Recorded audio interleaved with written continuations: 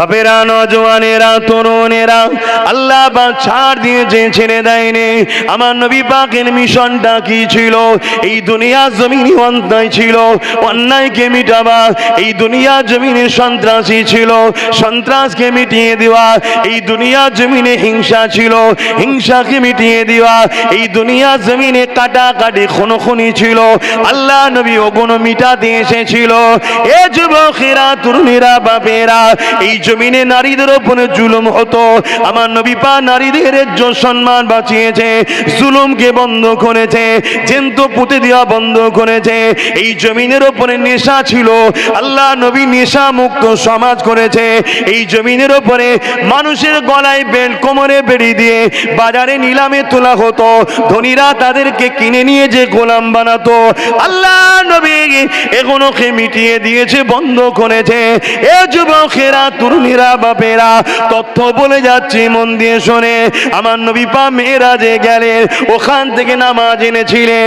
তার আগে তো আমাদের জন্য নামাজ ফরজ ছিল না।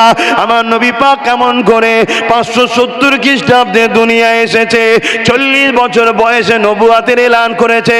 540 ইন্টু 70, এই 570 ইন্টু 40, 610 বছর হয়। এবং নবী পাক মেরাজে গেছে 621-এ।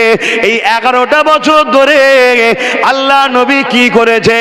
আল্লাহ নবী 11টা বছর ধরে অত্যাচারী শাসকদের বিরুদ্ধে আল্লাহ নবী মজলুমের পাশে, গরিবের পাশে, এতিমের পাশে, বিধবার পাশে, শোষিত বঞ্চিত মানুষের পাশে দাঁড়িয়ে জালিম শাসকদের বিরুদ্ধে আল্লাহ নবী সংগ্রাম করেছে, লড়াই করেছে।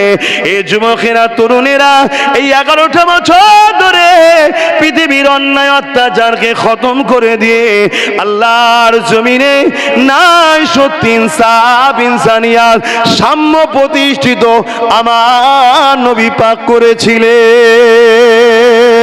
আরো জোরে বলুন সুবহান।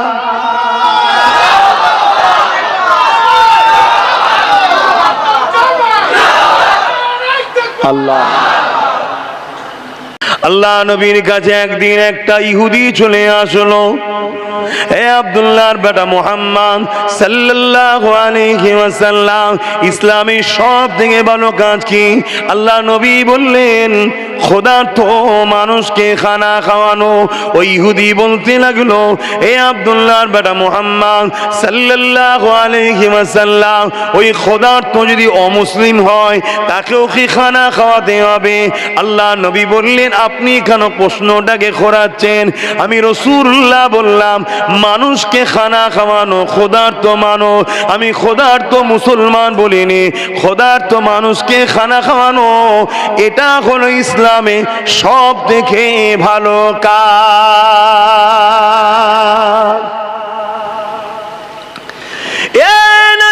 তরুণেরা, একটা হলো ব্যক্তি জীবনের কল্যাণ, আর একটা হলো সমাজ জীবনের কল্যাণ।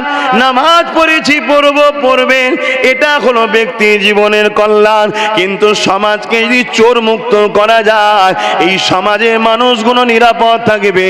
ইসলাম বলছে চোর মুক্ত সমাজ গড়ো, এরও নাম হলো ইসলাম।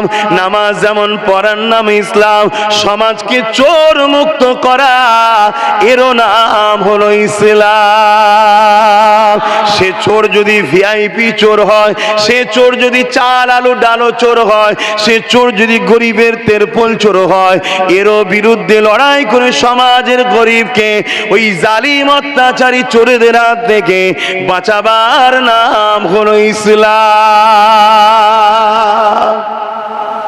কি গো, আজ ভুল হচ্ছে না?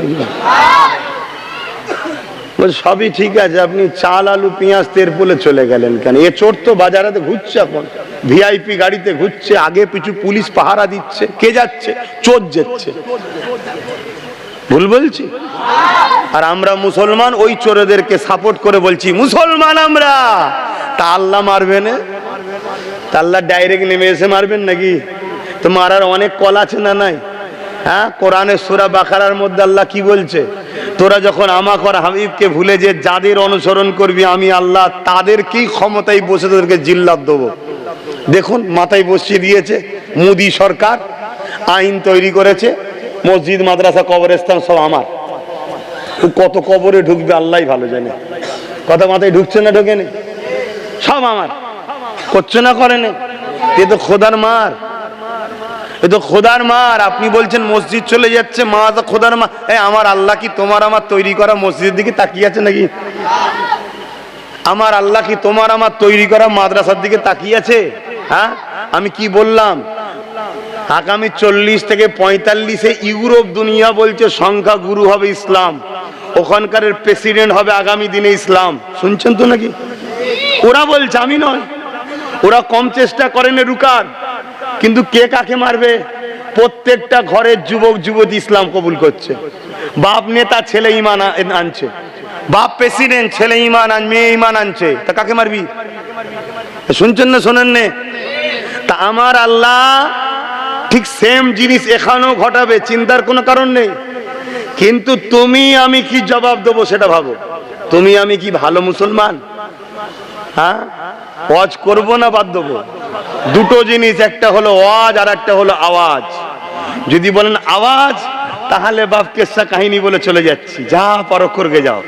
আর যদি বলো ওয়াজ, ওয়াজ শব্দের বাংলা কথা হলো ভালো কথার উপদেশ দেওয়া। তাহলে বাপ ইসলাম দাঁড়িয়ে আছে দুটো প্ল্যাটফর্ম, দুটো পার্টির উপরে। কুনতুম খায়রা উম্মাতিন উখরিজাত লিন-নাস তা'মুরুনা বিল মা'রুফ ওয়া তানহাউনা আনিল মুনকার। অন্যায়কে মিটাবার নাম ইসলাম, ন্যায়কে প্রতিষ্ঠিত করার নাম ইসলাম। জোরে বলুন সুবহানাল্লাহ। আজকে আমার দেশের বা আমার রাজ্যের 90% মুসলমান অন্যায়কে সাপোর্ট করে। তাহলে খোদার গজব আমাদের উপরে হওয়া দরকার আছে না নাই? তাই তো হচ্ছে, তাই তো হচ্ছে। কেমন গজব হচ্ছে জানেন না? এই পাশে আমডাঙ্গায় কি হলো জানেন না? জানেন না? খবর রাখেন? হ্যাঁ, না একটু বলবো, ছোট্ট করে বলছি। আমডাঙ্গায় কি হলো জানেন না? আমডাঙ্গায় একটা ছেলে, বা এক কথাই বলতে পারি একটা মানবরূপী পশু। কেন? যারা সমাজে অশান্তি লাগায়, সে মুসলিম ঘরে জন্ম হোক আর যে কোনো ধর্মে জন্ম হোক, তার পরিচয় হলো সে মানবরূপী পশু। হতে পারে আমার ধর্মও জন্ম হয়েছে, কিন্তু পশু। যদি কেউ সমাজে ফিতনা লাগায়, কেন? মানুষের কাজ ফিতনা লাগানো নয়, মানুষের কাজ জুড়া। মানুষ মানুষকে জুড়বে। আমার রাস্তা, আমার বিশ্বাস, আমার ধর্ম, আমার চাহাত আমার হতেই পারে। কার কি পছন্দ তার কাছে, কিন্তু সেও মানুষ, আমি মানুষ। দুজনকে জুড়ে এক বাজারে যাব, এক হাটে থাকবো, এক দেশে থাকবো, মিলেমিশে থাকবো, এটাকে বলা হয় মনুষ্যত্ব। কিন্তু আমডাঙ্গাতে একটা মানুষের ঘরেই মানবরূপী দুপায়ে পশুর জন্ম হয়েছে। সে অলরেডি জন্মসূত্র পশু ছিল বলে আমার মনে হচ্ছে না, কেন? মানুষের পেটে এসছে, মানুষই ছিল, কিন্তু তার ব্রেনকে একদল পশুরা ওয়াশ করছে। যেমন আবু জেহেল ওয়াশ করেছিল লোকের ব্রেনকে মুহাম্মদ রাসূলের বিরুদ্ধে। তা আজও সমাজে একদল আবু জেহেল আছে। আজকে সমাজের মূর্খ অশিক্ষিত ছেলেদের ব্রেনকে ওয়াশ করছে ইসলাম ও মুসলমানের বিষয়ে। যেমন আমরা ছোটবেলা থেকে জানি সাপ দেখলেই আমরা মারি, তাই তো নাকি? কেন? ছোটবেলা থেকে আমাদের ব্রেনে এটা ঢোকানো হয়েছে, আমাদের কালচারে এইভাবে দেওয়া হয়েছে যে কি সাপ ক্ষতিকারক জিনিস, ওকে মারতে হয়। ঠিক তেমনি এই ভারতবর্ষে কয়েক হাজার স্কুল আছে, যে স্কুলে ছোট্ট ছোট্ট বাচ্চা থেকে শুরু করে ট্রেনিং দেওয়া হচ্ছে মুসলমান মানে এদেরকে মারতে হয়, ইসলাম মানে এটা সমাজ বিরোধী আতঙ্কবাদী জঙ্গিবাদ, ইসলাম মানে এটাকে ধ্বংস করে দিতে হবে, না হয় আমরা শান্তিতে থাকতে পারবো না। কেন এই কথাটা ঢুকাচ্ছে? এই কারণে ঢুকিয়েছে, আজকেও যারা আবু জেহেলের মতো শাসক আছে তারা চায় না ইসলাম আমাদের বিরুদ্ধে গরিবের পক্ষে দাঁড়িয়ে যাক। শুনছেন তো নাকি? তাই না থাকবে ইসলাম, না থাকবে গরিবের বাঁচাবার কোন সাহারাকারী, না থাকবে ইসলাম, না থাকবে ওই নিচু জাত বলে যাদেরকে অপমান করে গলায় ঘুন্টি দিয়ে রেখেছিলাম, গরিবের নওয়াজ এসে যাদেরকে বাঁচিয়েছিল, আজকের দিনও ওই গরিবের নওয়াজের ইসলাম যেন মানুষ না পায়। শুনছেন তো নাকি? জানেন তো ভারতের ইতিহাস, একটা সময় ছিল, এই বললাম তো এসব ওয়াজ করতে গেলে টান সুর আর সুর হবে না, কথা বুঝে আসছে না? একটা সময় ছিল এই ভারতবর্ষে এই যে ম্যাথর ডোম মুচি কি কমনে সব বলে, আমি অত ভাই জানি না, মানে যাদেরকে নিচু জাত, আনকালচার, অছুত বলা হতো, তাদের গলায় ঘন্টি দিয়া থাকতো। তারা যখন যেত এই ঘন্টি বাজতো, যেমন আমরা দেখবেন গরুর গলায় দিয়া থাকে না ঝুনঝুনি, তাতে কি হয়, ওই যারা সম্ভ্রান্ত নিজেদের ঘরে বুনিয়াদি পরিবার মনে করত, উচ্চবর্ণ, তারা ঘরের দরজা লাগিয়ে দিত। কেন? এদের মুখ দেখলে নাকি অশুভ হবে। হযরতে গরিবে নওয়াজ এসে বললেন, তোমাদের এই ভ্রান্ত ধারণা হয় কি করে? তুমিও মানুষ, ও মানুষ। সৃষ্টিকর্তা তোমাকে একটা জায়গায় জন্ম দিয়েছে এক পরিবারে, একে দিয়েছে আর এক পরিবারে, কিন্তু মানুষ হিসাবে তোমরা এত অছুত, উঁচু জাত, নিচু জাত এগুলো করছো কেন? গরিবে নওয়াজের এই মেসেজে 90 লক্ষ মজলুম গরিবে নওয়াজের হাতে হাত দিয়ে ইসলাম কবুল করেছে। জোরে বলুন সুবহানাল্লাহ। তাহলে ইসলাম যদি থাকে, আজও যাদেরকে নিচু জাতের জন্য পিটিয়ে মেরে দেওয়া হচ্ছে, ইসলাম যদি থাকে, আজও যাদেরকে অছুত বলে ঘৃণা করা হচ্ছে, তারা যদি আগামী দিন ইসলামের মধ্যে চলে যায়, তাহলে আমাদের তো দোকান বন্ধ হয়ে যাবে, ধান্দা তো চৌপাট। শুনছেন তো নাকি? তাই ইসলামের পিছনে যুগে যুগে আবু জেহেল লেগেছে, আজকের আবু জেহেল গুণও লেগেছে। না হয় ইসলামের কোন একটা কাজকে বলো যেটা মানবতার বিরুদ্ধে, যেটা সমাজের বিরুদ্ধে, যেটা মনুষ্যত্বের বিরুদ্ধে, যেটা ইনসাফের বিরুদ্ধে, যেটা ইনসানিয়াতের বিরুদ্ধে, যেটা মানুষ জাতির কল্যাণ আনে নে, এমন একটা সিস্টেম বলো, তার মোকাবেলায় চলো সুপ্রিম কোর্টে যে কেস করি, সেটাকে ব্যান করো, তোমরা দেখি কত মায়ের লাল হয়েছো।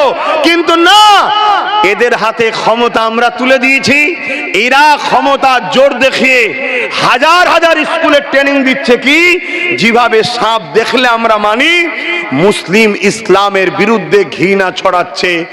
এই ব্রেন নিয়ে ছোটবেলা থেকে বড় হচ্ছে, যখন বড় হচ্ছে সে মোবাইল পাচ্ছে, এবারে মোবাইলে কি করছে, একটা ছবি তৈরি করছে, কার্টুন, কার্টুনের গায়ে লিখছে এটা হলো মুহাম্মদ সাল্লাল্লাহু আলাইহি সাল্লাম, মোটেই ওটা আমার নবী নয়।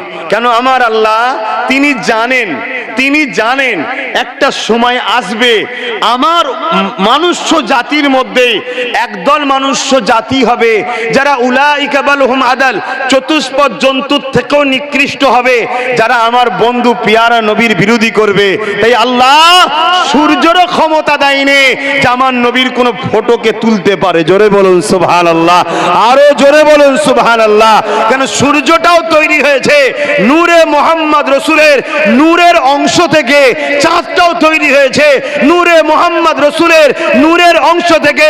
তাই পৃথিবীর কোনো লাইট, কোনো ক্যামেরা, কোনো ভোল্টেজ এমন ছিল না যে মুহাম্মদ রসুলের ফটোকে কবজ করতে পারবে। কেন? আমার আল্লাহ আমার নবীকে নূর বানিয়েছে, এত নূর যে নূর থেকে সব নূর সৃষ্টি হয়েছে। তাহলে সেই নবীর যদি ফটো থাকতো তাহলে এরা অপমান করত, আল্লাহ জানে। তাই তিনার ছবিও নয়, তিনার ছায়া পর্যন্ত পড়তো না। জোরে বলুন সুবহানাল্লাহ, আরো জোরে বলুন সুবহানাল্লাহ। কেন? ছায়া পড়লে লোক যদি ছায়াতে পা দেয়, আল্লাহ ওটাও চাইনি যে আমার বন্ধুর ছায়া থেকেও পা দিই। শুনছেন? কিন্তু আজকে কি করবে, যুগে যুগে এই সন্ত্রাস, জালিম, অত্যাচারী। আরে সন্ত্রাস তো তারা যারা ইসলামের বিরোধী করে, জানেন তো নাকি? জঙ্গিবাদ তো তারা, আতঙ্কবাদ তো তারা যারা ইসলামের বিরোধী করে। দেখলেন না গত 2 দিন না 3 দিন আগে আমার রাজ্যের পশ্চিম বাংলার বনগা সম্ভবত আশপাশে একটা গ্রামে 2টো ছেলে ইয়ার কি বলে স্টেশনের পাশে ভারতের খায়, ভারতের মাথাকে ভারতের ছেলে দাবি করে ভারতবর্ষের বুকে আমাদের দুশ্মন রাষ্ট্র পাকিস্তানের পতাকা বাঁধছিল। আরে গাদ্দার তো তারা যারা ইসলামের বিরোধী করে। শুনছেন তো নাকি? তার নমুনা দেখুন, এই গাদ্দারের প্রমাণ দেখুন। সেই গাদ্দারদের ঘরে ধরলো পুলিশ। কারা ধরলো?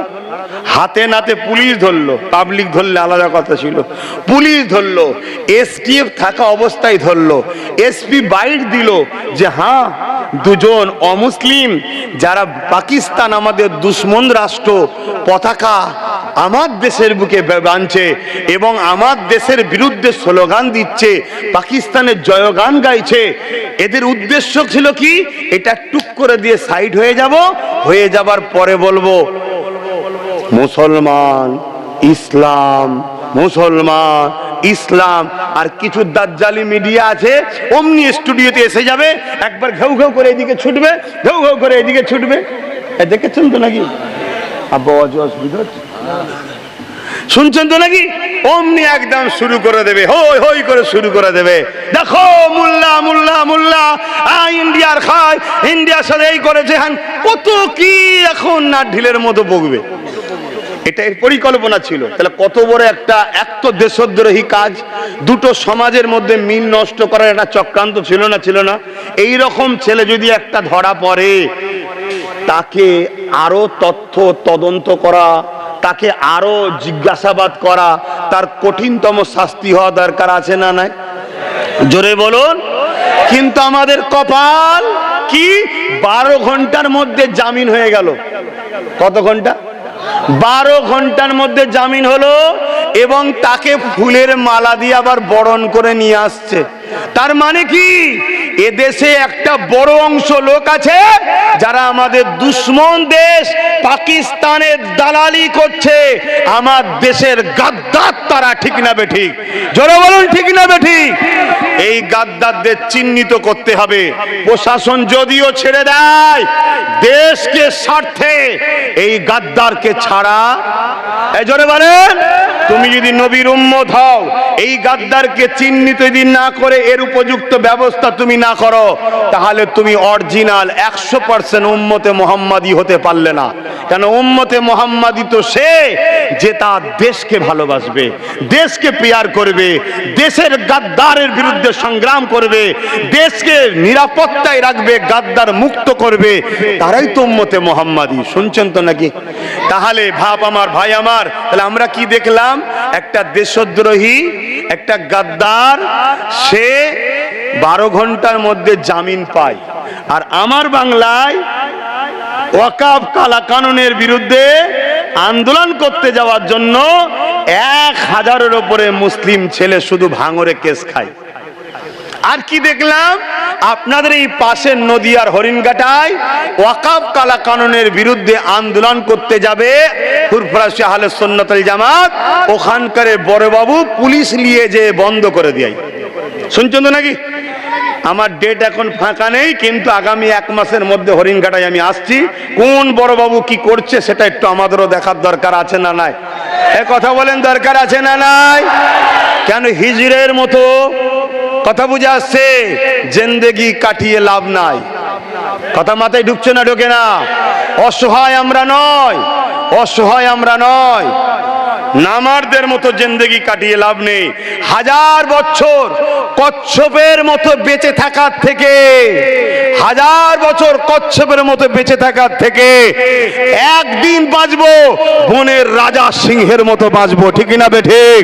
জোরে বলুন, ঠিক না বেঠিক? অন্যায়ের বিরুদ্ধে লড়াইয়ের নাম হলো ইসলাম। আজকে আমরা অন্যায়কে আশ্রয় দিচ্ছি বলেই তো আল্লাহ আমাদের উপরে জালিমকে বসিয়ে দিয়ে আমাদের উপরে অন্যায় হচ্ছে। শুনছেন না শোনেন? তাহলে অন্যায়কে আশ্রয় দেওয়া যাবে? তাহলে কত বড় একটা সন্ত্রাস, তাকে ছেড়ে দেওয়া হলো। আর দেশ বিরোধী, সংবিধান বিরোধী কালা কানুন করেছে কেন্দ্র সরকার, তার বিরুদ্ধে আহলে সুন্নাত ওয়াল জামাত 200-500 লোক নিয়ে, আমি সেখানে নাই, ছোট ছোট প্রোগ্রাম করছে আহলে সুন্নাত ওয়াল জামাত। কেন? মানুষকে আমরা জানাচ্ছি এখন, কথা বুঝে আসছে। সেই প্রোগ্রামকে বন্ধ করছে কে? রাজ্য সরকারের পুলিশ। তাহলে দাল মে কুছ কালা হ্যাঁ নেই? আছে না নাই? এটা আমডাঙ্গার কথাটা বলতে গিয়ে চলে গেলাম।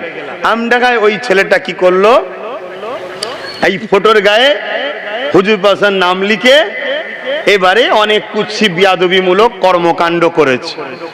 এইটাকে নিয়ে এলাকার মানুষ প্রশাসনের দ্বারস্থ হয়েছে। মন দিয়ে শোনেন, প্রশাসনের দ্বারস্থ হয়েছে, প্রশাসনকে জানিয়েছে। প্রশাসন গুরুত্ব দেয়নি। প্রশাসন কেন গুরুত্ব দেয়নি? জোরে বলুন, কথা বলবেন তো। প্রশাসন এজন্য গুরুত্ব দেয়নি, কেন? প্রশাসনের ওপর থেকে চাপ আছে।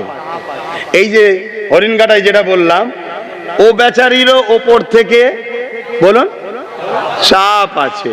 আর ওপর থেকে চাপ কারা দেয় একটু বলবেন না? শাসক। আর শাসককে ক্ষমতায় আনে কারা? তাহলে বাঁশ নিজের তো নিজেরাই লিচ্ছি। কথা খারাপ লাগছে? ক্ষতি আমরা তো আমাদের নিজেদেরই করছি নাকি? এ কথা মাথায় ঢুকছে না? ঢোকে না? হ্যাঁ, কষ্ট হচ্ছে কথা নাকি? বাপ আমার এখনো বোঝেন, আমার ভাষা ঠিক থাকছে না তো? খারাপ লাগছে নাকি? আর কি মিষ্টি কথা বলবো? এ জাতকে আমরা নিজেরা শেষ হলাম। যদি আমরা শেষ হয়ে যাই, শেষ হয়ে যাক, আমরা আমাদের বাচ্চাগুলোকে শেষ করে যাচ্ছি। এই ছোট ছোট বেগুনা বাচ্চাগুলোর কি অপরাধ? ইসলাম ঘরে জন্ম নেওয়ার জন্য এদেরকে রাস্তাঘাটে হত্যা করা হচ্ছে, এদেরকেও ধরে পিটানো হচ্ছে ছোট ছোট বাচ্চাদের ঘরে। এরা মাদ্রাসায় পড়ছে, ছোট্ট ছোট্ট বাচ্চা, এদের ঘরে জঙ্গি আতঙ্কবাদ বলা হচ্ছে। আর যারা প্রকাশ্য অগ্নি অস্ত্র নিয়ে খুঁজছে তাদেরকে দেশভক্ত বলা হচ্ছে। কেন?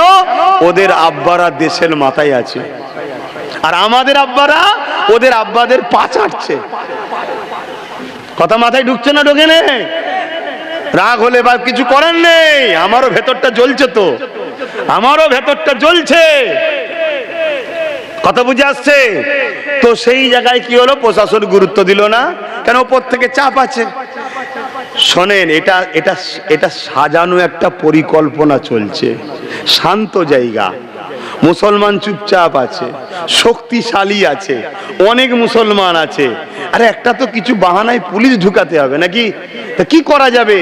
একটা দুটো এরকম বীজ তৈরি করা আছে, বীজ। তাকে অমনি বলে দিল তুই এই কাজ কর, তুই এই কাজ কর, তোর কোনো চিন্তা নেই। আচ্ছা, গভর্নমেন্ট যদি বলে এই কাজ কর, কোনো চিন্তা নেই, বা ওপরের কোনো ভিআইপি নেতা যদি বলে এই কাজ কর, তোর কোনো চিন্তা নেই, ভাই সে সাহস পাবে না? পাবে না?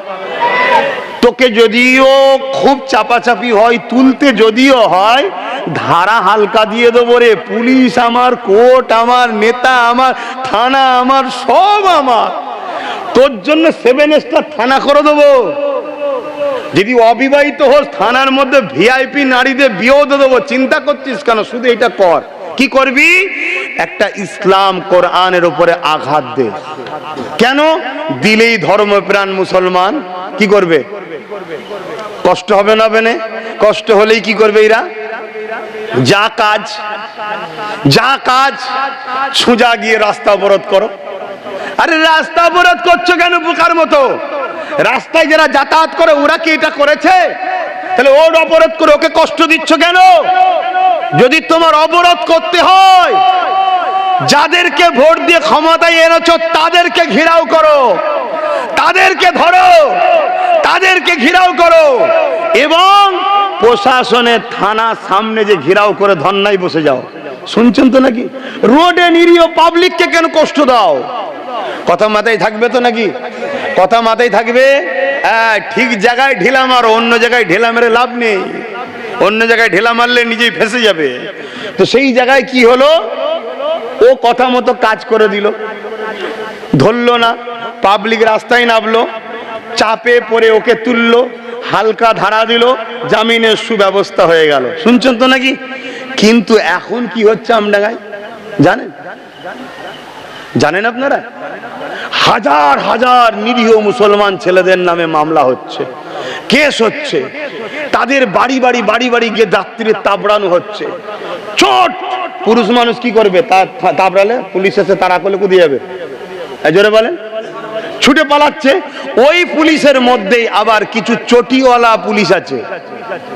পুলিশের একটা হয় বুটওয়ালা, আর একটা হয়, জোরে বলুন, যেমন দিদিমণি দেখেছিল ওই যে মুর্শিদাবাদের চটিওয়ালা বিএসএফ না আধা সামরিক বাহিনী দেখেছিলেন তো নাকি? তার মানে ও ডুপ্লিকেট চালাচ্ছে, এও ডুপ্লিকেট চালাচ্ছে, দুজনে পুরো পাল্লাই কাঁটাই সমান। শুনছেন তো নাকি? কিন্তু একটু চালাক, এ মোল্লাদেরকে ভাতা দিয়ে কিনে রেখেছে, আর ওর মোল্লা লাগে না, ও মোল্লা সাফ করছে, ডাইরেক্ট মোল্লা বিরোধীদের নিয়েই কাজ সারছে। শুনছেন তো নাকি? কিন্তু বাংলায় মোল্লা ছাড়া অসুবিধে আছে তো। মোল্লা বাংলায় 40%, ফট করে যদি অন্যদিকে গোল এলায় তাহলেই তো চিৎপাত হয়ে যাবে। ওই জন্য এখানে মোল্লাকে দরকার, তাই মোল্লা কিনে রেখেছে। কিন্তু এই মোল্লা সেদিন আর লাগবে না যেদিন ওদের পরিকল্পনা প্ল্যান পুরো তৈরি হয়ে যাবে। কথা মাথায় ঢুকছে?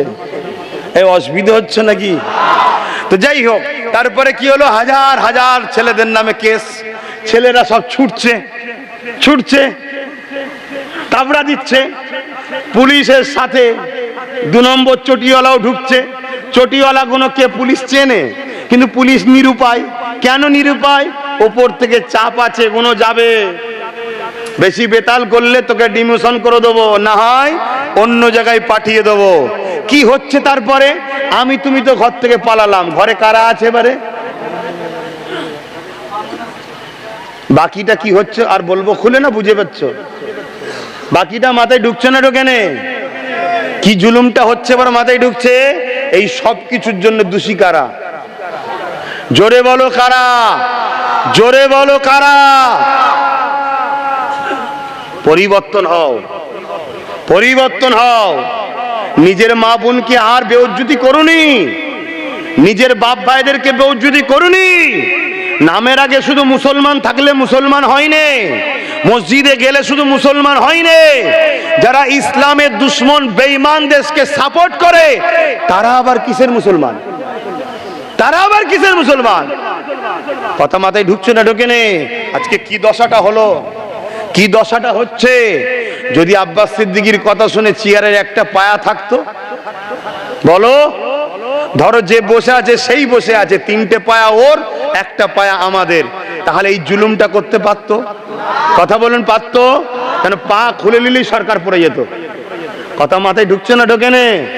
দেরি হলেও যদি ঢোকে, আগামী দিনে এই প্রতিজ্ঞা নিয়ে চলো, একটা পায়া করতেই হবে, না হয় তোমরা বাঁচতে পারবে না, এটা মাথায় রেখে দিও। এটা গেল একটা বিষয়। এই কেসটা করছে, এই কেসের পিছনে আবার কি হচ্ছে জানেন? এই কেসকে সামনে রেখে জামিন করাতে হবে। জামিন করতে গেলে যত কমই হোক 2-3-4 হাজার টাকা, 5,000 টাকা, 10,000 টাকা কি খরচ আছে না নাই? তাহলে হাজার হাজার ছেলে ইন্টু 10-20 হাজার টাকা করে হিসাব করো। তাহলে মুসলমানদের আর্থিক কাঠামোকে ধ্বংস করার একটা পরিকল্পনা হচ্ছে। এদেরকে চাকরি দিলাম না, এদেরকে এডুকেশন দিলাম না, কোনো সুযোগ সুবিধা দিলাম না, লোন দিলাম না, তারপরও মুসলমান তারা কি করছে না, করে না? এইটা বুকে ব্যথা হচ্ছে আজকের আবু জেহেলদের। কিন্তু আমার কথা তো আমার জাত বুঝবে না, আমার কথা তো আমার কম লিখছে না, আমার কম তো 200-500 বিক্রি, আমার কম তো মরা মুরগির বিরিয়ানি পেয়ে গেলে আব্বাস সিদ্দিকীকে গাল দেয়। আরো ছোট কথা বলছি, 1 কাপ যদি চা খাইয়ে দেয় পাড়ার নেতা, আরে আব্বাস এসেছিল, এইসব কথা বলার কি দরকার? ও চা খাওয়ার পরেই বলবে হ্যাঁ ঠিকই বলছো। তাহলে এ জাতের কি করে কল্যাণ হবে ভাই? হ্যাঁ, বাপেরা, নজওয়ানেরা, তরুণেরা, আল্লাহ পাক ছাড় দিয়েছে, ছেড়ে দেয়নি। আমার নবী পাকের মিশনটা কি ছিল? এই দুনিয়া জমিনে অন্যায় ছিল, অন্যায়কে মিটাবা। এই দুনিয়া জমিনে সন্ত্রাসী ছিল, সন্ত্রাসকে মিটিয়ে দেওয়া। এই দুনিয়া জমিনে হিংসা ছিল, হিংসাকে মিটিয়ে দেওয়া। এই দুনিয়া জমিনে কাটাকাটি খুনোখুনি ছিল, আল্লাহ নবী ওগুলো মিটাতে এসেছিল। এ যুবকেরা, তরুণীরা, বাপেরা, এই জমিনে নারীদের উপরে জুলুম হতো, আমার নবী পাক নারীদের ইজ্জত সম্মান বাঁচিয়েছে, জুলুমকে বন্ধ করেছে, জ্যান্ত পুঁতে দেওয়া বন্ধ করেছে। এই জমিনের উপরে নেশা ছিল, আল্লাহ নবী নেশা মুক্ত সমাজ করেছে।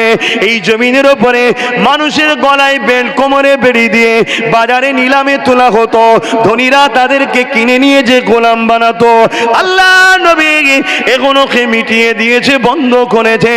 এ যুবকেরা, তরুণীরা, বাপেরা, তথ্য বলে যাচ্ছি, মন দিয়ে শোনে। আমার নবী পাক মেরাজে গেলেন, ওখান থেকে নামাজ এনেছিলেন। তার আগে তো আমাদের জন্য নামাজ ফরজ ছিল না। আমার নবী পাক কেমন করে 570 খ্রিস্টাব্দে দুনিয়ায় এসেছে, 40 বছর বয়সে নবুয়াতের এলান করেছে। 540 ইন্টু 70, এজ 570 ইন্টু 40, 610 বছর হয়। এবং নবী পাক মেরাজে গেছে 621-এ। এই 11টা বছর ধরে আল্লাহ নবী কি করেছে?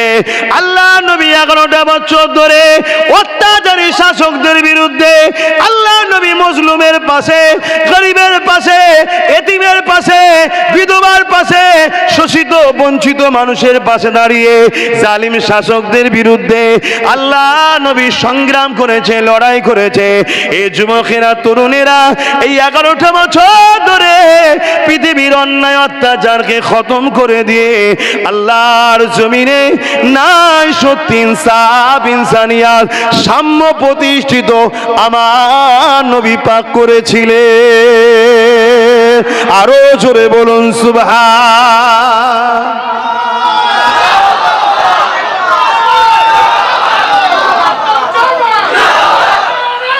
আল্লাহ।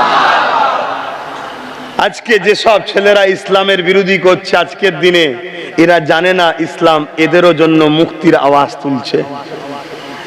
ইসলাম এদেরকেও বাঁচাতে চায়।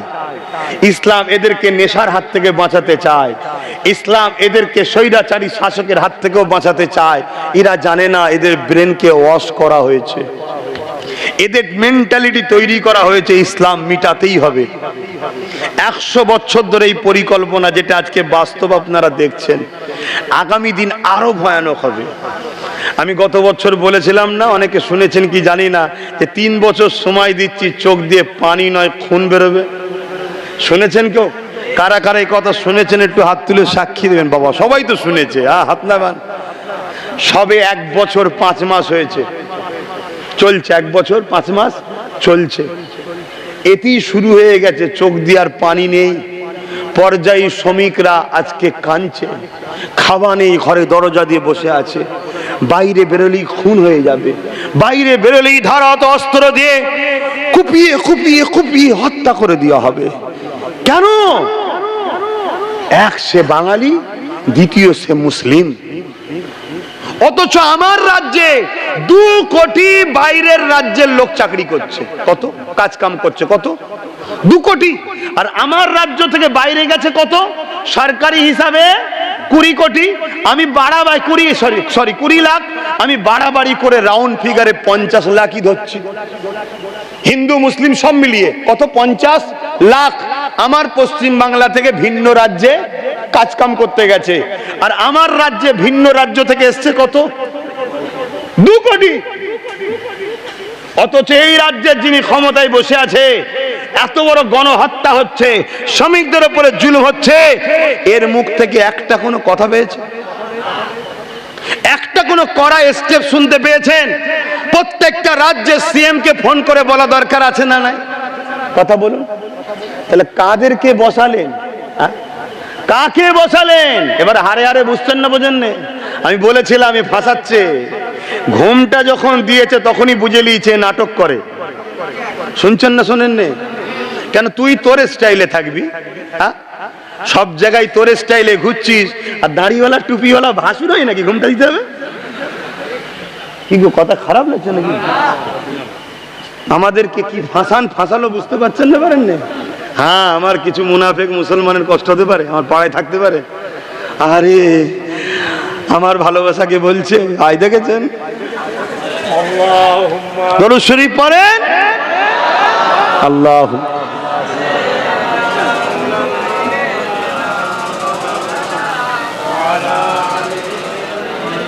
হজ করবো না থাকবে? কষ্ট হচ্ছে না তো? অনেকের হচ্ছে না? আরে এভাবে বলে, একটু ভালোভাবে বলা দরকার ছিল। ও ভালোভাবে বলা দরকার ছিল, হ্যাঁ ভালোভাবে বলা দরকার ছিল। গাদ্দার, নেমক হারাম, এত বড় ধোঁকা দিলি, হ্যাঁ এত বড় ধোঁকা দিলি। ধোঁকাবাজের কোনোদিন মাফ নাই, আর ধোঁকাবাজকে যে মাফ করে তার মতো ক্ষতিগ্রস্ত দুনিয়াতে দ্বিতীয় কেউ হয় না। শুনছেন তো নাকি? হ্যাঁ, আজকে চারিদিক থেকে ফোন করছে আমার 82 নম্বরে। নওশাদকে ফোন করছে চারিদিক থেকে, খেতে পাচ্ছি না, ঘরের মধ্যে বন্দি, মারছে ভয়েতে। আচ্ছা বলেন তো, নওশাদের কি ক্ষমতা আছে আর আমার কি ক্ষমতা আছে বলুন? কথা বলেন। আমাকে বাইরের রাজ্যের সিএম চেনে না? নওশাদের কথা শুনবে, কিন্তু একটা সিএম আর একটা সিএম এর কথা শুনবে না? শুনবে না? যদি না শুনিস তাহলে আমার রাজ্য থেকে 2 কোটি। আমি ওটা বলবো না, ওটা আমি চাই না, কেন সবাই ভারতীয়। কেউ গাদ্দার বলে আমি গাদ্দার হবো, কিন্তু একটা পলিসি আছে না নাই? একটা চাপ দেওয়ার দরকার আছে না নাই, যে ইমিডিয়েটলি এটাকে বন্ধ করো। এটা করা কোনো বক্তব্য পাচ্ছেন না, করা বক্তব্য পাবেন না। অথচ ইমাম ওলি সাহেব মোল্লা সাহেবদের ঘরে নিয়ে বলছে আন্দোলন দিল্লি করো, বলেছে না বলেনি? ওখানে কিন্তু করা বক্তব্য আছে, দিল্লি করো। কেন করা আছে ওখানে? কেন জানে মোল্লা তো আমার কিনা গোলাম, মোল্লা আমার কিনা গোলাম। অতএব গোলামকে মালিক যা খুশি বলতে পারি, গোলাম আমার কি করবে? এই তোমরা গোলাম, তোমরা গোলাম, আওয়াজ দিয়ে বলো গোলাম। তোমরা খরিদ করা গোলাম। আমার মসজিদ, আমার মাদ্রাসা, আমার কবরস্থানের হয়ে এই বাংলায় আন্দোলন করলে যাদের বুকে ব্যথা হয়, যারা বলে দিল্লি চলে যাও, আগামী দিন যারা মসজিদের প্রেমিক হবে, কোরআনের প্রেমিক হবে, দ্বীন ইসলামের প্রেমিক হবে, তাদেরকে অবশ্যই বলা দরকার 26 যখন আসবে তোমরাও দিল্লি যে ভোট চাও বলা দরকার আছে না নাই? জোরে বলুন, বলা দরকার আছে না নাই? শয়তান এত বড় কথা, হ্যাঁ? এটা কারো পৈতৃক সম্পদ নাকি? এটা কারো বাবা কালী জমিদারি নাকি? হ্যাঁ? আমার কওমের একটা গাদ্দার একটা অংশ আমার মধ্যে ঢুকে যাওয়ার জন্য আজকে কম ধ্বংস হয়ে যাচ্ছে। সেই গাদ্দারদের মধ্যে সব থেকে বড় গাদ্দার হলো তারা যারা মাথায় টুপি, মুখে দাড়ি, সুরাতে সকলে মুফতি মাওলানা, অথচ নেতাদের সঙ্গে দালালি করে। তারা কথা কি অপছন্দ হলো? আজকে কত বড় কথা, মসজিদ চলে যাচ্ছে আমার, মাদ্রাসা চলে যাচ্ছে আমার, কবরস্থান চলে যাচ্ছে আমার, আমার ধর্মের একটা ঐতিহ্য, এখানে আন্দোলন করব বলছে দিল্লি যাও। তাহলে আমাদেরও বলা দরকার তো নাকি? ভোট যখন নিতে আসবে কি বলবেন? জোরে বলো, ওইখানে যে ভোট চা। যদি হালালি হও আর ইমানদার হও, এর জবাব তোমাকে দিতে হবে, তবে আল্লাহর সাহায্য আসবে, নাই আল্লাহর পক্ষ থেকে আরো মার হবে। আমি তো বলেছিলাম 3 বছর, 1 বছর 5 মাস হয়েছে, এখনো 1 বছর 7 মাস বাকি আছে। শুনছেন না শোনেননি? যদি রুটকে চেঞ্জ করতে পারো, আল্লাহ ও রসুলের দিকে ফিরে আসতে পারো, অবশ্যই আমার আল্লাহ তো তিনি যিনি মুর্দাকে জিন্দাও করতে পারে। জোরে বলুন সুবহানাল্লাহ। আর এখানে জিন্দা তো আছে, না হয় একটু দুর্বল হয়ে গেছে, এগুলোকে সবল করতে আল্লাহর সময়। কিন্তু তোমায় মুনাফিক হলে হবে না, তোমাকে জবাব দিতে হবে। কথা মাথায় ঢুকছে? বাপেরা আবার ফিরে আসেন, ইসলাম কাকে বলে? আমার নবী পাক 11টা বছর ধরে কি করেছিল?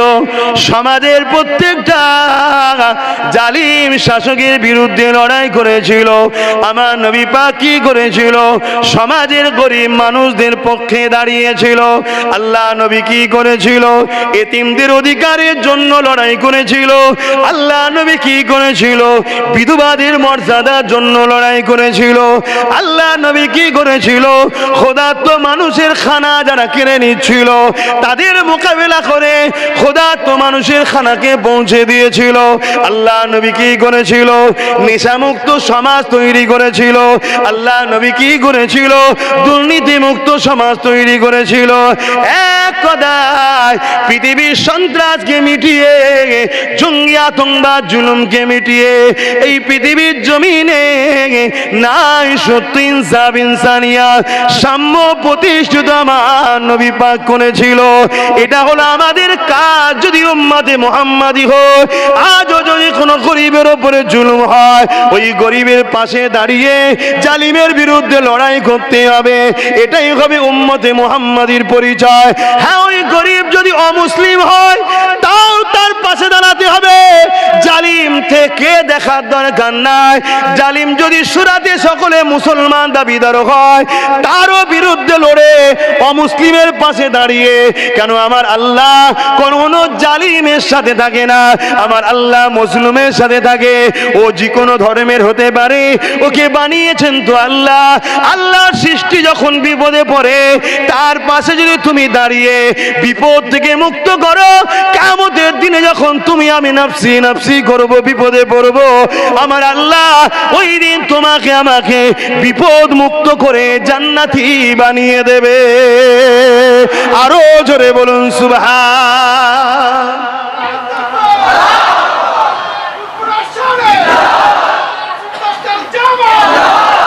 তাহলে আল্লাহু আকবার, তাহলে নামাজ পড়তে হবে ব্যক্তি জীবনকে সুন্দর করার জন্য, পাশাপাশি গরিব বিপদে পড়লে তার পাশে দাঁড়াতে হবে। গরিবের উপরে জুলুম হলে গরিবের পাশে দাঁড়িয়ে জালিমের বিরুদ্ধে লড়তে হবে। ওই গরিব যদি, ওই মজলুম যদি কিংবা অমুসলিমও হয়, তাও তার পাশে দাঁড়াতে হবে। এরও নাম কি? জোরে বলবেন না? তাহলে আজ আমরা এই কাজ করছি কি? কথা বলুন, করছি কি? আমরা কি করছি? আমরা একটা জালিমকে ক্ষমতায় আনছি। ও জালিম ক্ষমতায় এসে তিলোত্তমা মতো বোনের ধর্ষণকারীদের ঘরে বাঁচাবার জন্য সুপ্রিম কোর্টে কেস লড়ার উকিল দিচ্ছে। জানেন না? জানেন না? জানেন না? জানেন না? আপনারা জানেন তো ওয়াকফ কালা কানুন বাতিল করার জন্য রাজ্য সরকার 50টা উকিল লাগিয়েছে। জানেন? উকিল লাগায় না, মৌলী সাহেবরা বলেন। হাই দেখেন, আমি জানি হয়তো অলরেডি প্রচার করে দিয়েছে মৌলী সাহেবরা যে আমাদের দিদি তো 50টা উকিল লাগিয়েছে।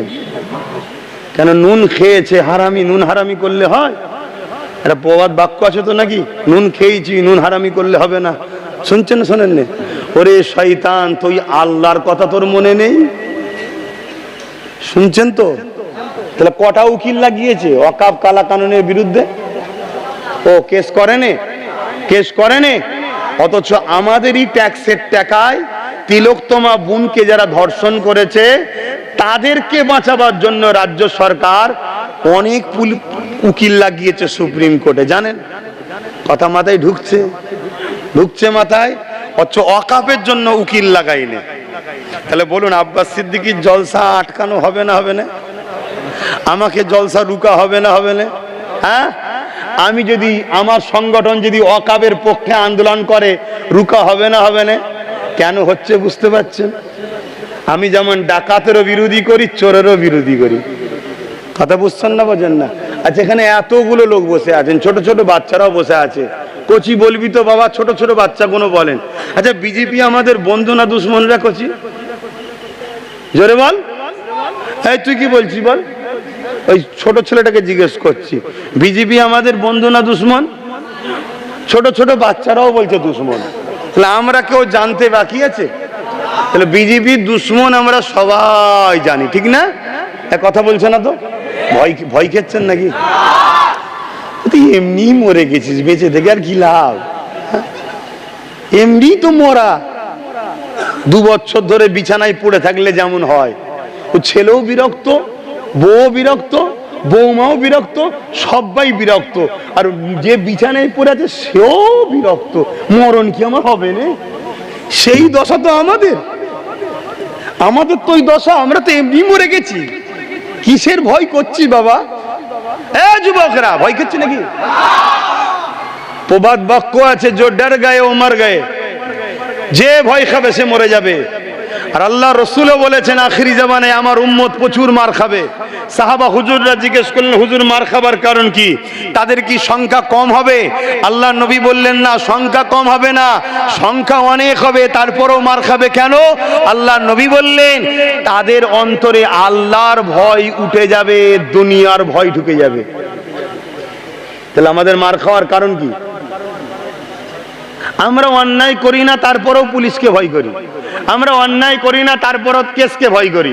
আমরা অন্যায় করি না, তারপরও থানা পুলিশকে ভয় করি। আমরা অন্যায় করি না, তারপরও মারকে ভয় করি।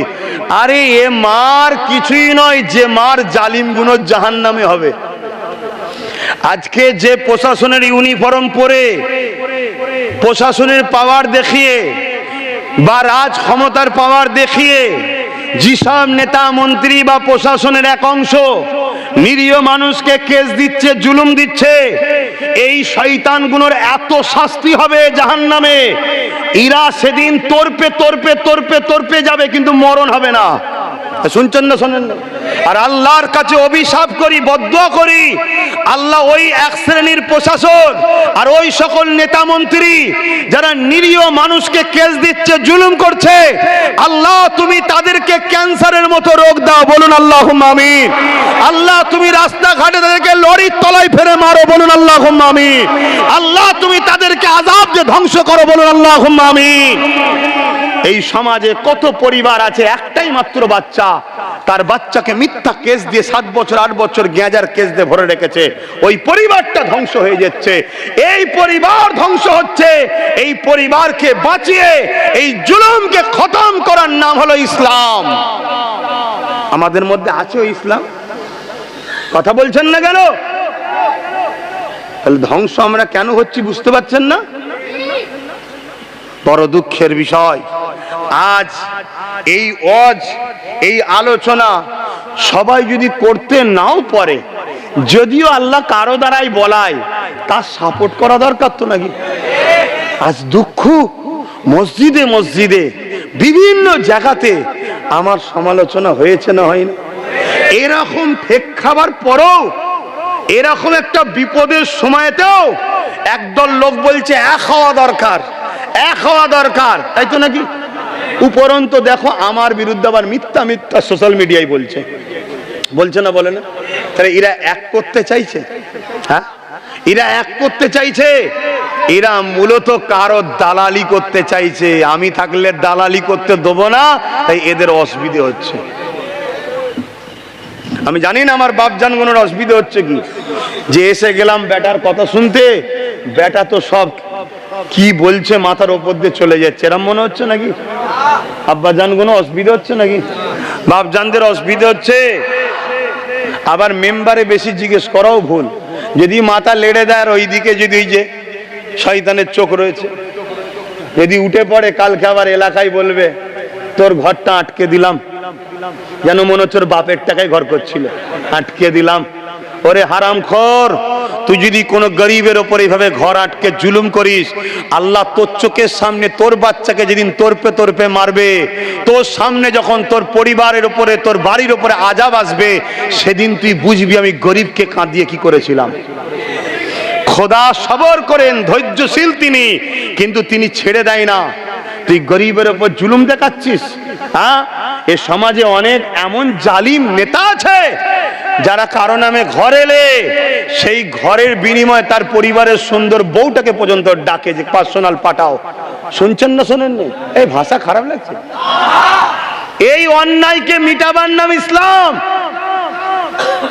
আর এদের পিছনে দালালি করে আমরা নামাজ পড়ে বলছি মুসলমান।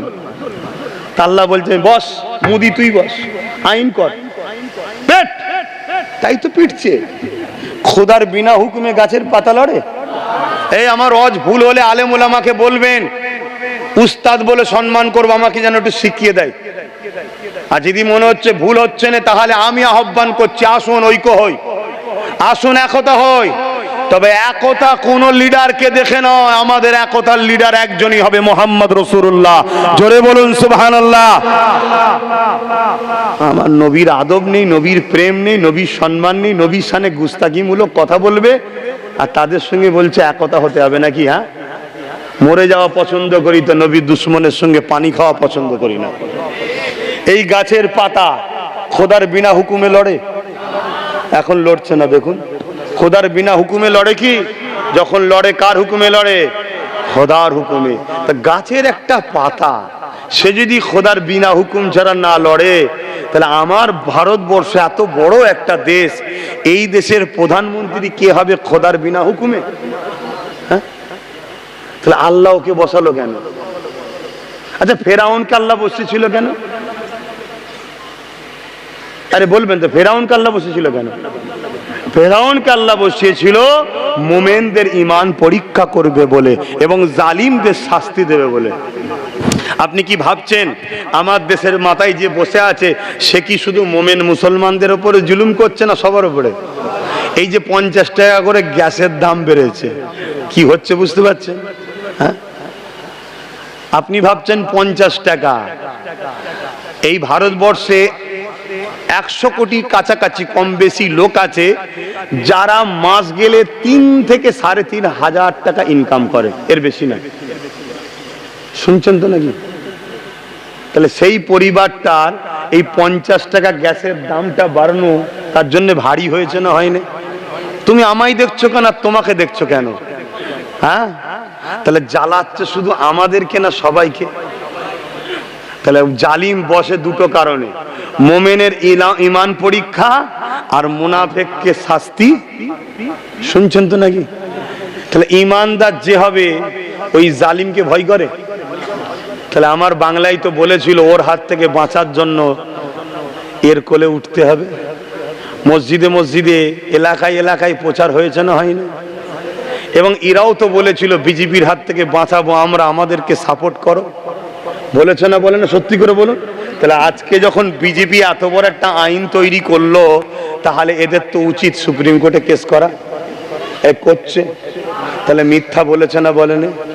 তাহলে আজকে যে বলছে আইন হতে দেবো না আমার বাংলায়, ওটা সত্যের কি প্রমাণ আছে?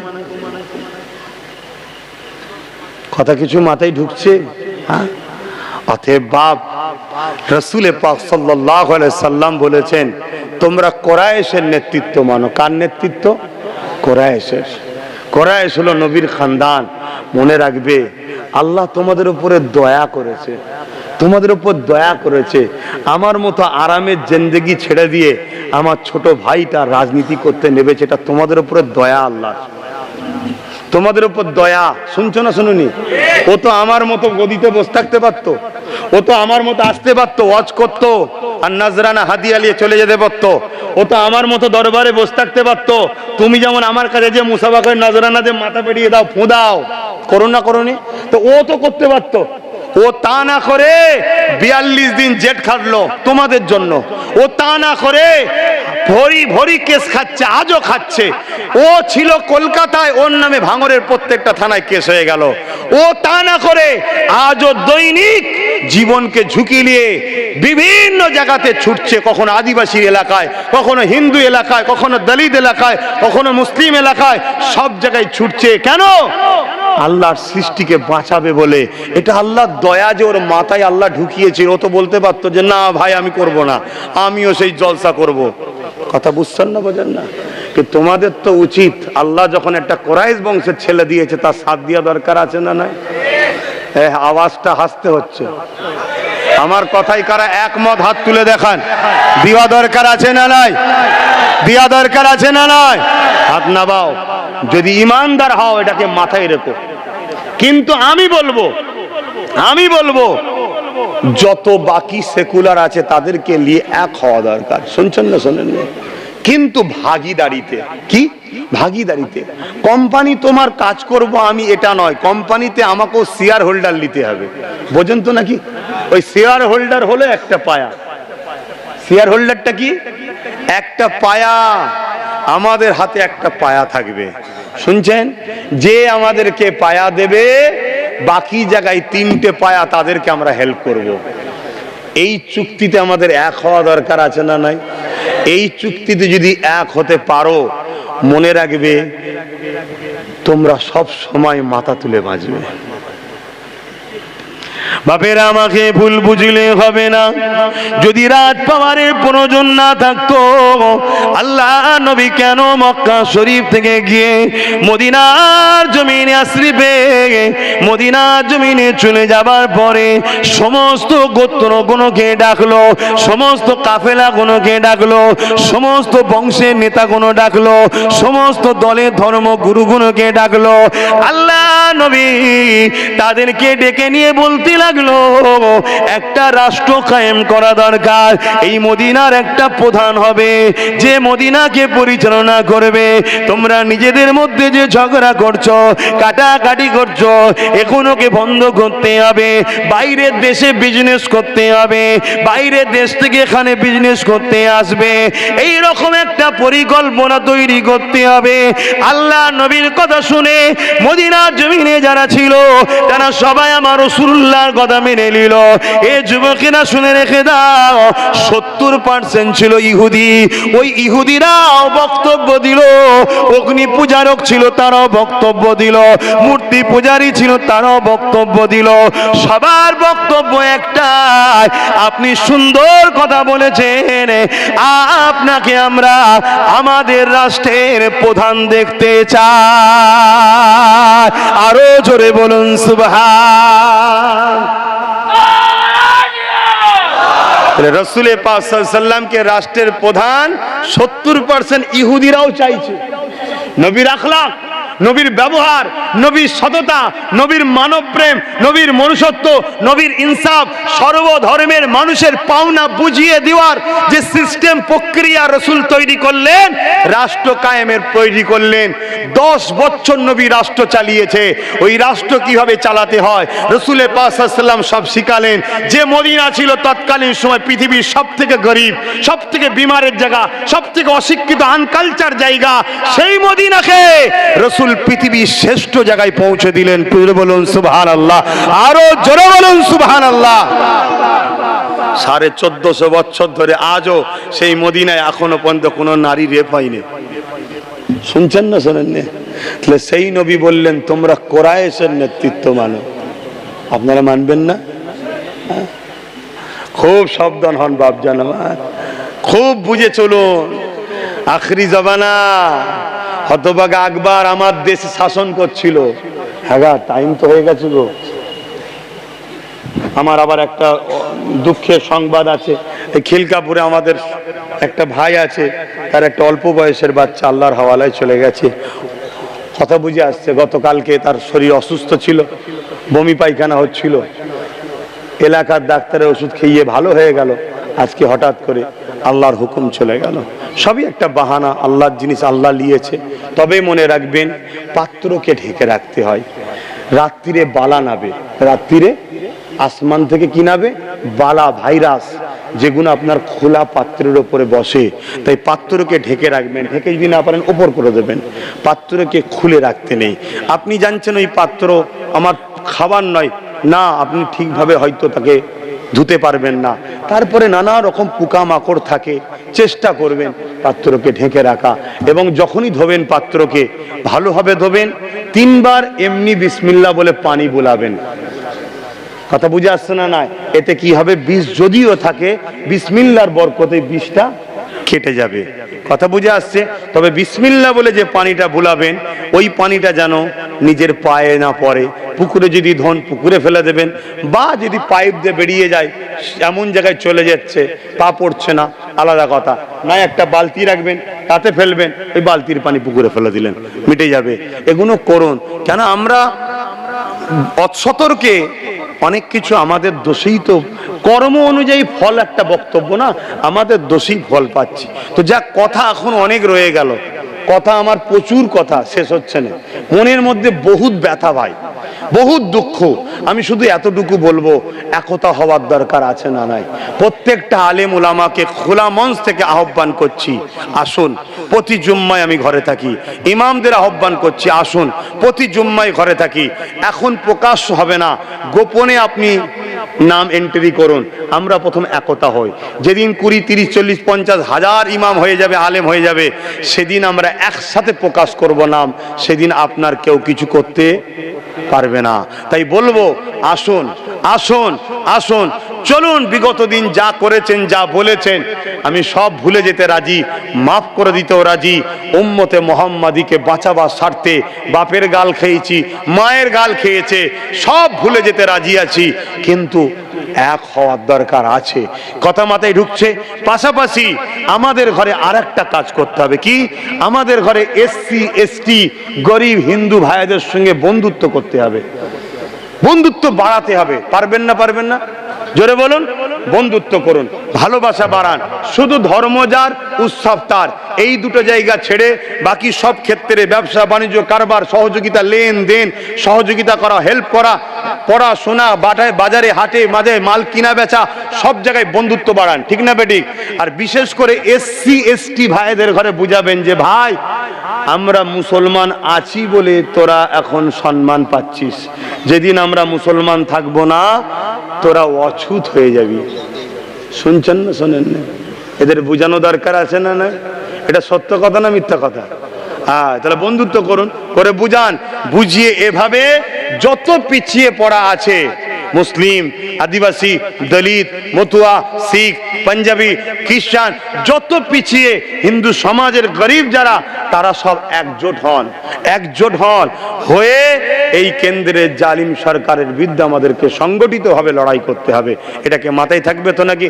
আর এটাও মনে রাখবেন, কেন্দ্র সরকার যে কালা কানুনটা করছে, ওই কালা কানুনটা সংবিধান বিরোধী আইন করছে। এক তো ওয়াকাফ বিরোধী ঠিকই, কিন্তু প্রথম বিরোধী হলো সংবিধান বিরোধী। তা সংবিধান তো শুধু মুসলমানদের নয়, সংবিধান তো পুরো দেশবাসীর। অতএব পুরো দেশবাসীকে বুঝান, সবাইকে এক হয়ে এর বিরুদ্ধে লাগতে হবে। তবে আমার ব্রেনের মধ্যে একটা কথা ঘুরছে, সেই কথা হলো এইটা, এই যে পুলওয়ামায় যে হামলা হয়েছিল 6 বছর আগে, তার এখনো বিচার পেলাম না। পেলাম কি? গত কদিন আগে কাশ্মীরে বেচারি নিরীহ মানুষগুলো, ভ্রমণ প্রেমিক মানুষগুলো গেল, একদল সন্ত্রাস তাদের উপরে গুলি করে তাদেরকে হত্যা করলো। এই সন্ত্রাসদেরও বিচার হবে বলে মনে হচ্ছে আপনাদের?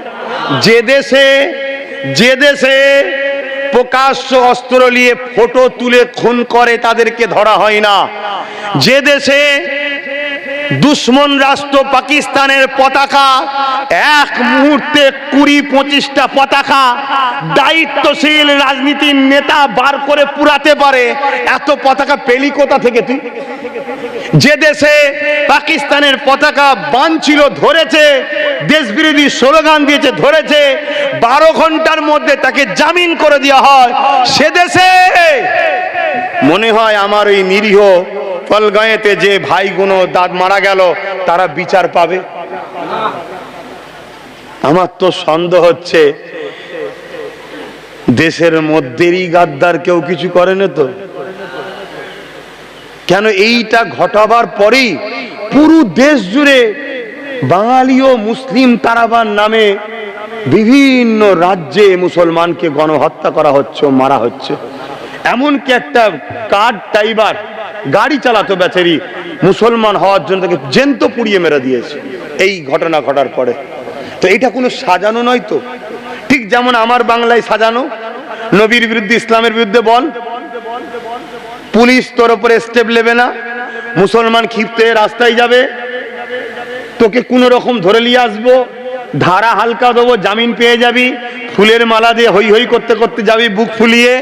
তারপরে হাজার হাজার মুসলমানকে কেস দিয়ে ঘর বাড়ি লন্ঠন করে ভেঙে চুরে, মুসলিম মায়েদের গায়ে তায়ে হাত দিয়ে তাদের ধন দৌলত চুরি করে নিয়ে সোনা দানা যা আছে ঘর থেকে সব বার করলে পালাবো?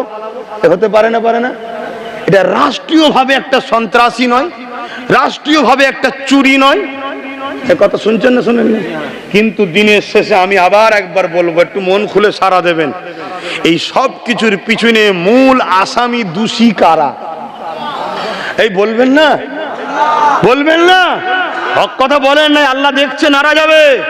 অন্যায় স্বীকার করেন, এর জন্য দোষী কারা? আমরা শুধু পরের পা চেটেছি, একবার ভাবিনি আমার ছেলেটা কবে জজ হবে, আমার ছেলে কোনো কবে উকিল হবে, আমার ছেলে কোনো আইপিএস অফিসার হলে অসুবিধে কি, আমার ছেলে কোনো ডাব্লিউবিসি অফিসার হলে অসুবিধে কি, আমার ছেলে কোনো পুলিশ সুপার হলে অসুবিধে কিসের, আমার ছেলে কোনো যদি রাজনীতির নেতা হয় তো অসুবিধে কিসের? একবারও আমরা ভাবিনি। আমরা ভেবেছি কি আমার ছেলে ওদের পা চেটে আমরা যেমন বেরিয়েছি এরাও বেড়াবে। কষ্ট হচ্ছে, কিন্তু অহংকার করছি না। আল্লাহ আমাকে হেদায়েত করেছে, আমি চেয়েছি আমার ভাইটা আমার থেকেও যেন বড় হয়। আমি শুধু ধর্মগুরু জলসা করি, কিন্তু আমার ভাই মুসলিম, হিন্দু, দলিত, আদিবাসী, শিখ, পাঞ্জাবি প্রত্যেকটা ভারতীয়র জন্য আমার ভাই কথা বলছে, আমার ভাই দেশের জন্য কথা বলছে, আমার ভাই সংবিধান বাঁচাবার জন্য কথা বলছে, আমার ভাই দেউচি পাঁচামেলের জন্য কথা বলছে, আমার ভাই আদিবাসীদের জল জঙ্গলের জন্য কথা বলছে। এটা আমি গর্ব। নওশাদ আমার ভাই, তোমাদের গর্ব নয় যে নওশাদ আমার পীরের বাচ্চা? গর্ব না, গর্ব নয়? কার কার গর্ব হয় হাত তুলে দেখাও, হাত নামাও। কিন্তু দুঃখের বিষয় অনেকের কষ্ট হচ্ছে, ওর আগে পুলিশ, পিছনে পুলিশ, আমার নেই কেন? শুনছেন না শোনেন না? তা তোর যদি পুলিশই দরকার তা নাম না, শুনছেন না শোনেন না? পা না চেটে দালালি না করে নেবে যা, তো পুলিশ পাবি। শুনছেন না শোনেন না? নিরীহ মানুষের হয়ে নাভ, জুলুমের শিকার হ, ভাঙরে যাবি, সন্ত্রাস গুলো ইট মারবে, রাজ্য সরকারের পুষা গুন্ডা মমতার সন্ত্রাস ছেলেরা ইট মারবে, কাঁচ ভেঙে যাবে, হাত ভেঙে যাবে। কথা শুনছেন না শোনেন না? তোকেও সিকিউরিটি দেবে দেশ, চিন্তা করছিস কেন? না, মেহনত করব না, রিস্ক লব না। দালালিতে কি করে টাকা আছে বলো? আমি থাকলে যত থাকবো ভাই তত বলবো। কথা বুঝে আসছে না? ওখানে একটু জানাজাটা একটু হাজির দিতে হবে, আমি সংক্ষেপ করছি। আসেন ইয়া নবী।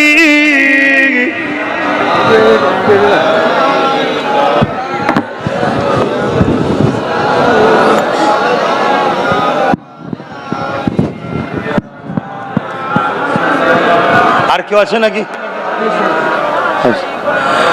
তাহলে البدر علينا من شنيات الوداع وجب الشكر علينا ما دعا لله أهداي يا نبي سلام يا رسول سلام